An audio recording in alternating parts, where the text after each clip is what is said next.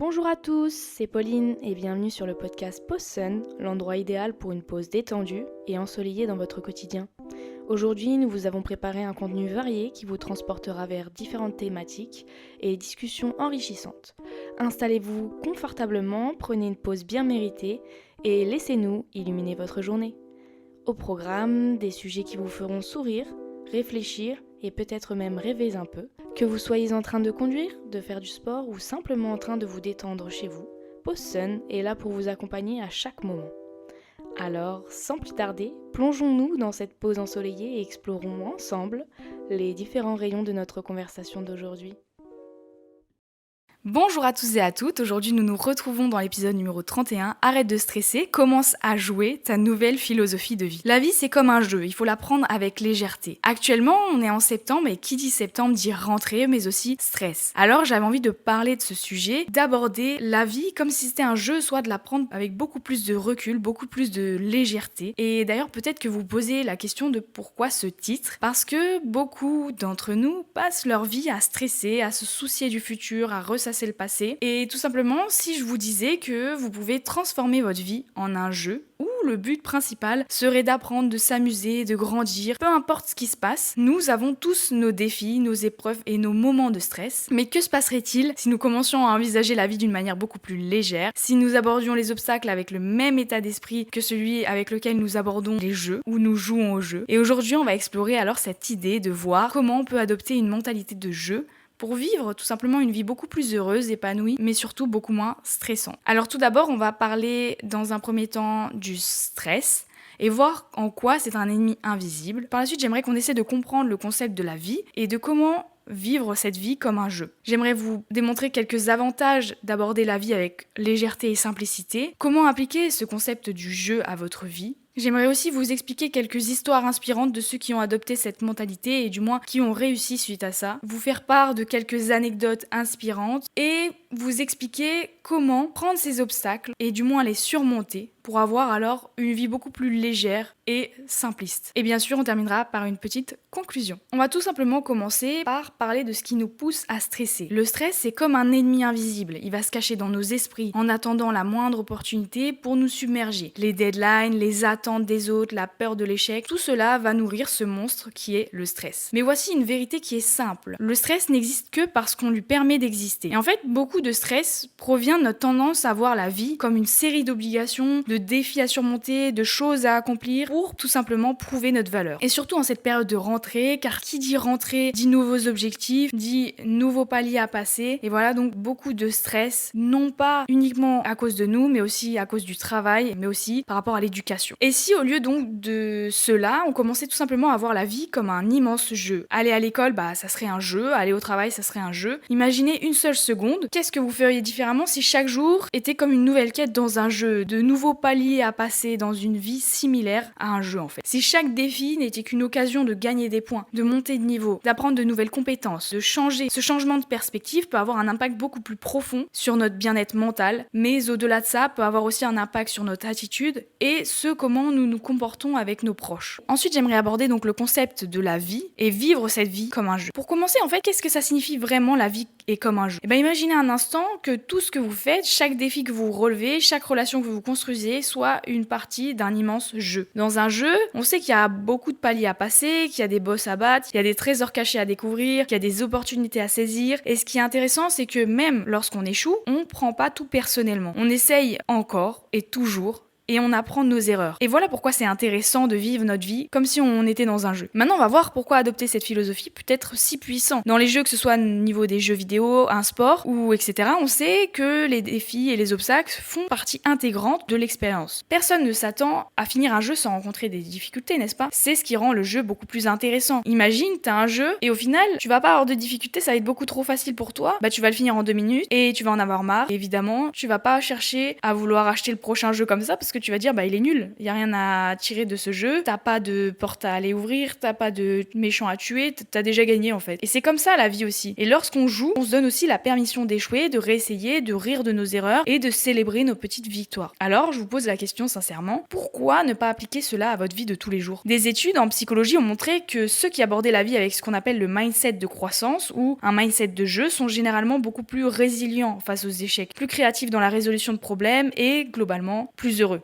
Ça paraît évident. Alors comment pouvons-nous intégrer cette façon de penser dans notre quotidien?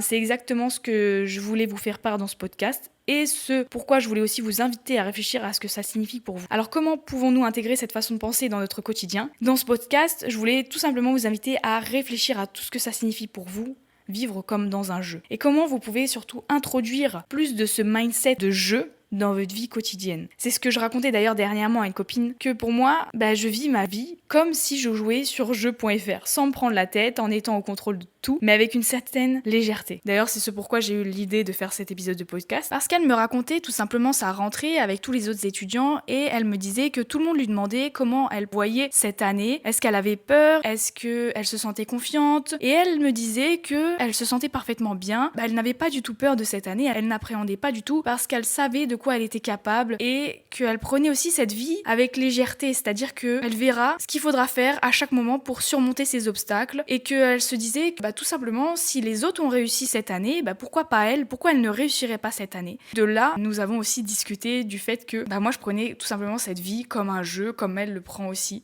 cette vie de manière très légère, avec simplicité, parce que pourquoi faire compliqué quand on peut faire simple? Pourquoi se prendre la tête quand on a envie de mener une vie simple, quand on a envie de faire plein de projets, mais franchement, on ne sait pas où ça va aboutir. Donc pourquoi commencer à se prendre la tête maintenant? Et pourquoi commencer à se prendre la tête aussi quand on est en études, alors que c'est la prémisse de notre vie, vraiment? Alors pourquoi commencer à stresser à cette phase-ci? C'est bien ça la question. Et franchement, elle s'est posé la question beaucoup plus tôt et beaucoup plus jeune que moi, et je trouve ça remarquable, je trouve ça chouette d'avoir cette remise en question, parce que concrètement, peu de personnes se posent ces questions de vivre avec légèreté, de vivre sans pression, tout en ayant un but, tout en ayant un objectif de vie, vous voyez ce que je veux dire, mais simplement en suivant ses aspirations et en suivant ce chemin qui nous est destiné. Par la suite, on va voir les différents avantages d'aborder la vie avec légèreté. Aborder la vie avec légèreté, c'est pas synonyme d'irresponsabilité, bien au contraire. C'est qu'on doit apprendre à relativiser nos problèmes. D'ailleurs, je vais vous citer quelques avantages d'adopter cette mentalité. En premier lieu, ça va réduire votre stress. Parce que quand on prend les choses beaucoup trop au sérieux, on crée souvent beaucoup plus de stress que nécessaire en prenant du recul et en abordant des situations avec un peu plus d'humour et de légèreté. On va pouvoir réduire le poids mental que l'on porte. Le deuxième avantage, c'est la créativité et l'innovation. Les jeux vont nous encourager à penser de manière beaucoup plus créative pour résoudre des problèmes. En voyant la vie comme un jeu, on ouvre la porte à beaucoup plus de créativité et d'innovation dans notre façon de relever les défis. Et pour terminer, bien sûr, on aura des meilleures relations, ça coule de source. Les gens seront naturellement plus attirés par ceux qui se prennent moins au sérieux. En adoptant une attitude beaucoup plus légère, on va pouvoir créer des relations beaucoup plus harmonieuses et équilibrées. Maintenant, on va discuter de comment appliquer le concept du jeu à votre vie. Vous vous demandez peut-être, d'accord, mais comment je fais ça au quotidien? Voilà quelques idées pratiques. D'abord, vous allez redéfinir vos défis comme des quêtes. Commencez à voir vos objectifs, vos tâches, vos responsabilités comme des missions dans un jeu. Vous avez besoin de préparer une présentation pour le travail? Très bien. Pensez-y comme si vous étiez en train de faire une quête où vous deviez collecter des informations, structurer votre discours, impressionner votre public. Ça va transformer une tâche qui est relativement stressante en une aventure qui va être très stimulante. Ensuite, ça va être de voir les échecs comme des expériences de jeu. À chaque fois que vous faites face à un échec ou à un rejet, traitez-le comme si c'était juste une autre tentative dans un jeu. Demandez-vous, qu'est-ce que j'ai appris ici? Et comment puis-je faire de mon mieux la prochaine fois? Parce que c'est comme ça qu'on doit voir l'échec. On doit voir ça comme un tremplin pour évoluer par la suite. En petit 3, ça va être d'introduire le jeu dans vos objectifs, transformer vos objectifs en mission de jeu. Par exemple, si vous essayez de développer une nouvelle compétence, voyez ça comme monter d'un niveau. Donnez-vous des points ou des récompenses pour chaque étape que vous franchissez. Ensuite, ça va être de créer des règles du jeu pour vous-même. Vous allez devoir décider quelles sont vos règles de la vie. Par exemple, vous pourriez dire que chaque jour, vous allez devoir collecter 3 points de bonheur en faisant quelque chose qui vous apporte de la joie ou en aidant tout simplement quelqu'un ou en faisant vos gratitudes. Ça coule de source parce que les règles du jeu, au final, ça sera les règles de votre vie, donc c'est vous qui déterminez vos votre limite à vous-même et à votre vie. Et ce que vous acceptez ou non, bien évidemment. Et le dernier point, et pas des moindres, c'est le plus important, c'est de se récompenser. Parce que quand vous jouez à des jeux, vous aimez gagner des récompenses. Donc pourquoi ne pas faire la même chose pour vous-même dans la vraie vie? Après avoir terminé une semaine de travail difficile ou atteint un objectif personnel, offrez-vous quelque chose qui vous fait plaisir. Ça peut être aussi simple qu'un moment de détente, un bon repas ou une petite aventure tout simplement. Mais ça peut faire beaucoup de bien. Maintenant, laissez-moi vous raconter quelques histoires de personnes qui ont littéralement changé leur vie en adoptant cette approche beaucoup plus ludique, comme si notre vie actuelle était un jeu en fait, tout simplement. On va prendre l'exemple de Tim Ferriss, qui est l'auteur de la semaine de 4 heures. Ferriss, en fait, il traite la plupart de ses projets comme des expériences de jeu. Il se donne des défis fous, d'apprendre de nouvelles compétences, mais n'a pas peur de l'échec. Et pourquoi? Parce qu'il voit la vie comme une série de jeux où il peut expérimenter, s'amuser, apprendre, sans se prendre trop au sérieux. Ou encore, on peut penser à la célèbre entrepreneuse Sarah Blakely, qui est fondatrice de Spanx. Elle attribue une grande partie de son succès à l'esprit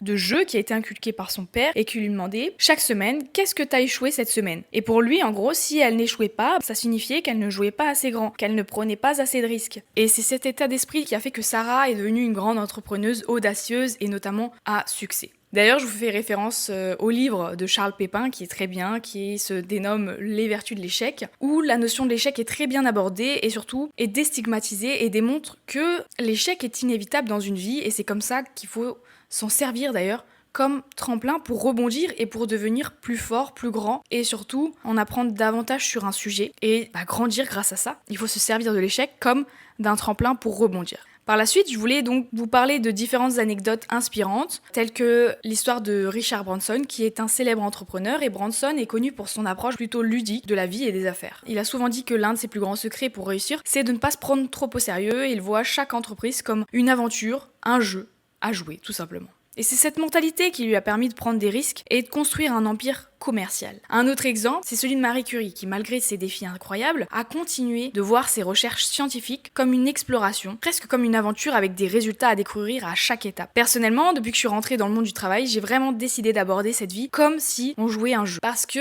faut arrêter de se prendre la tête pour des futilités pareilles. La vie, c'est simplement une expérience que l'on va vivre dans un temps donné. On sait quand elle a commencé notre vie, mais on sait pas quand est-ce qu'elle va se terminer. Donc pourquoi se prendre au sérieux? Pourquoi être trop strict? Moi, quand je suis arrivée dans mon travail, je me suis dit, mais pourquoi les gens ils se prennent autant au sérieux alors qu'on pourrait le rendre beaucoup plus cool, beaucoup plus chill, beaucoup plus fun d'aller au travail. Et moi, c'est clairement la vision que j'avais envie de donner, envie d'avoir, c'est d'aller au travail, mais passer du bon temps, pouvoir rigoler avec mes collègues, m'amuser avec mes patients, tout en passant du bon temps. Et bien sûr que non, ce n'est pas irresponsable, parce que je fais bien mon travail, mais à côté de ça, il faut mettre une ambiance fun, quoi. Voilà, on n'est pas là pour subir notre vie non plus. Vous voyez ce que je veux dire? Ensuite, je voulais discuter donc des obstacles. Et bien sûr, on sera confronté à avoir des obstacles dans notre vie, mais j'aimerais voir avec vous comment les surmonter et de manière légère et avec une mentalité de jeu aussi. Bien sûr, prendre ces obstacles avec légèreté n'est pas toujours facile parce qu'il y a des moments où les choses seront vraiment sérieuses. Par exemple, la perte d'un être cher, un problème de santé grave ou une crise personnelle. Mais même dans ces moments-là, on peut essayer de trouver des petits moments de légèreté et alléger notre charge émotionnelle. Ça signifie pas ignorer la douleur ou la difficulté, mais plutôt essayer de chercher des moyens,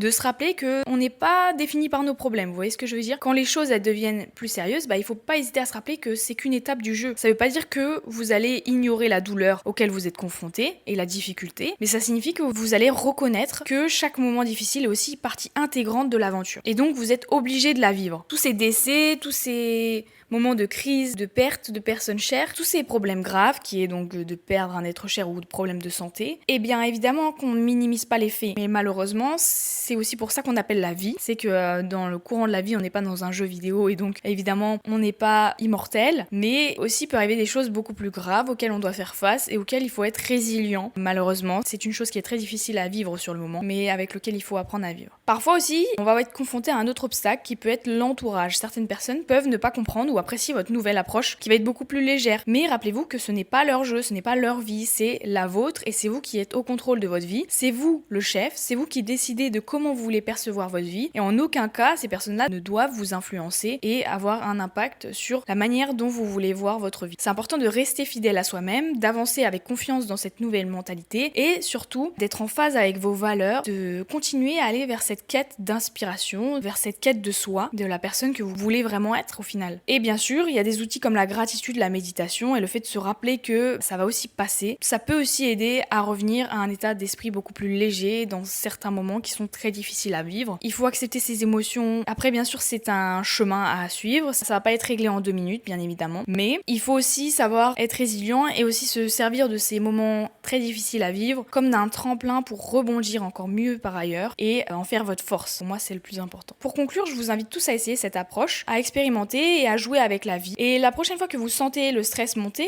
demandez-vous comment puis-je aborder cette situation comme un jeu. Faites de chaque journée une nouvelle aventure, de chaque obstacle un défi amusant à relever et de chaque échec surtout une leçon à apprendre pour pouvoir mieux rebondir par la suite et pour pouvoir aller vraiment vers là où vous souhaitez aller parce que l'échec, comme je vous ai déjà dit avant, est inévitable pour grandir et croître à votre juste valeur. Et souvenez-vous, arrêtez de stresser, commencez à jouer, prenez-moi cette vie comme un jeu, jouez, amusez-vous et surtout n'oubliez pas de sourire parce que le sourire c'est la clé, c'est la chose qui fait le plus de bien je pense à tout être humain. Voilà, en tout cas je vous remercie de m'avoir écouté aujourd'hui. J'espère que cet épisode vous a plu et vous a inspiré. N'hésitez pas à le partager avec vos amis et à laisser un avis. N'oubliez pas de mettre 5 étoiles sur la plateforme sur laquelle vous m'avez écouté parce que ça m'aide beaucoup pour mon référencement. Et puis moi je vous dis à la semaine prochaine pour un nouvel épisode de podcast. Gros bisous, ciao ciao.